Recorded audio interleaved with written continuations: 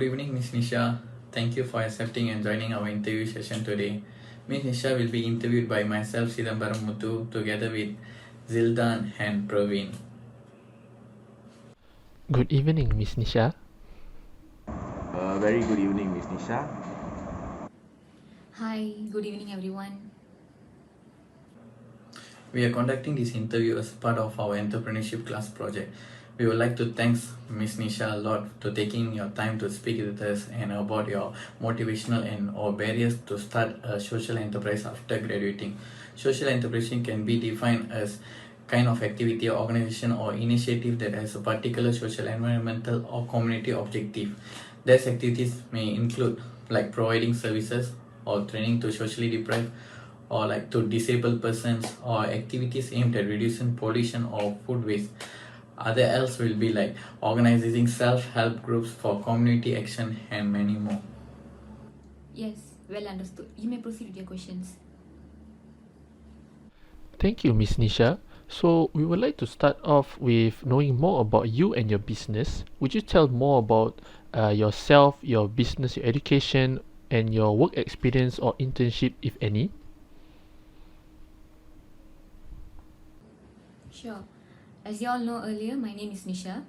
I've been graduated my studies for Master in Counseling and Guidance at University Science Malaysia in the end of year 2018.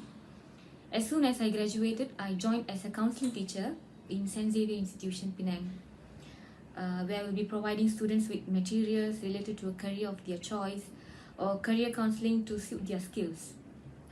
Besides that, I also develop, I monitor, I assist with counseling programs and offer referrals to outside resources such as for mental health, substance abuse, or vocational related activities. I also provide suggestions and more. In the year about 2019, just about a year after I graduated, I decided personally to resign as a counseling teacher. This is actually a tough decision, the hardest decision in my life, but I did that.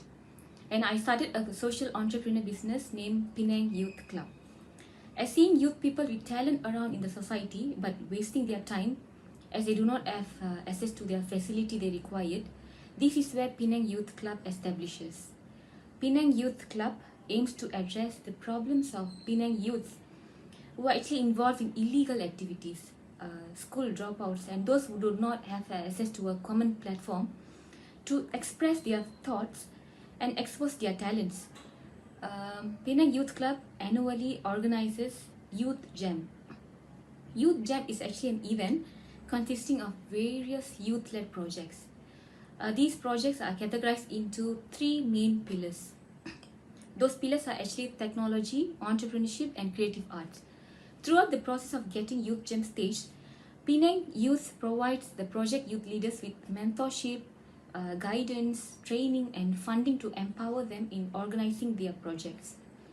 Youth Jam is also a platform for the young people to expand their knowledge, not only knowledge, but also skills and talents for self-development, and most importantly, to turn their dreams or passions into real actions. That's great. So, following up with the next question, Miss Nisha, what do you think education and work experience will shape your attitude to start a social enterprise? Well, as you all know, education and experience will definitely, surely assist in setting up a social enterprise. Same goes to mine. My education, my theoretical knowledge helped me in legal framework of setting up the enterprise.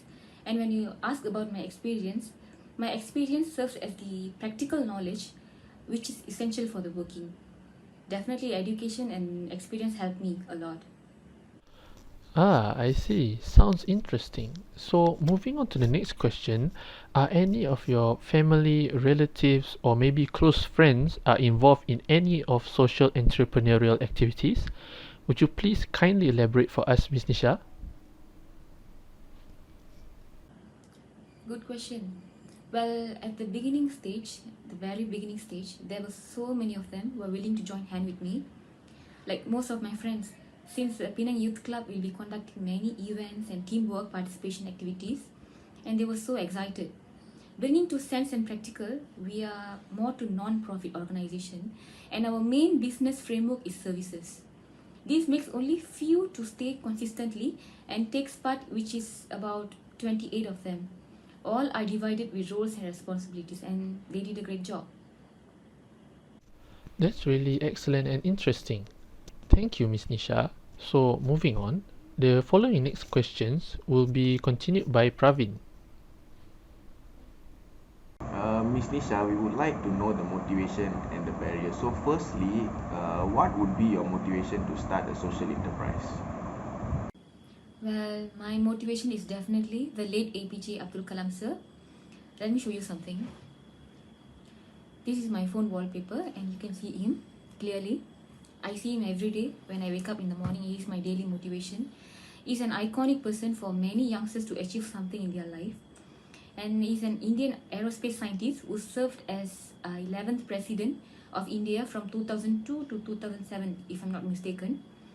My motivation begins with one of his ultimate goal, which is to make difference in youngsters' life and make them succeed in life in the future. So this is my great motivation.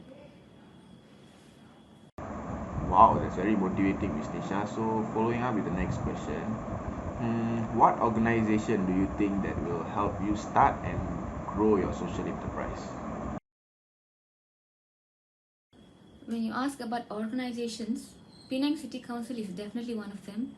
They have provided huge sponsorship before, and they keep providing till date, and I feel very thankful for them. And in terms of services, counseling department from schools and even from the education department, they list down youngsters who have problems, they send materials, we do programs together, and I feel very thankful for them. And I hope this organization will keep supporting and keep do programs with us. Wow, sounds really good, Miss Nisha. So the following question, Ms. Nisha, what will be your barriers and challenges to start social enterprise? When you ask about barriers and challenges, there are so many out there, and I categorize them into three, which are mainly youngsters, finance, and the management, of course. First of all, when we talk about youngsters are not willing to open up their problem with us. Some are so shy, they're exhausted by the society, not interested. Mainly, they are not trusting themselves to contribute in such social entrepreneur business. Secondly is finance. Lack of required fund is the biggest challenge for the social enterprise, as only few people in the society were willing to donate. Lastly, the management. As for sure, an enterprise working for social cause is not a business enterprise making profit, and thus creates a barrier in the process of management and in the path of growth to maintain such social enterprise. It's really challenging, Ms. Nisha. Last but not least, if you would start a social enterprise, what societal problem will you tackle? Okay, it will be very helpful to you to get know of this. If you were to start a social enterprise, the biggest problem to tackle is to create awareness among the people and the society about the social cause for which a social enterprise has been set up. Because changing the minds and convincing them is definitely not an easy task. So we must put our consistent effort and generate new ideas always to develop the business successfully. That is all you need to know. We really had a great time with you, Miss Nisha. Thank you so much for allocating your time with us and answering all our questions patiently without any hesitation. We hope for more success in the future. Thank you, Ms. Nisha. Thank you so much for today, Miss Nisha. Most welcome, and thank you all. Have a nice day and hope to see you success in future. Keep trying and don't give up.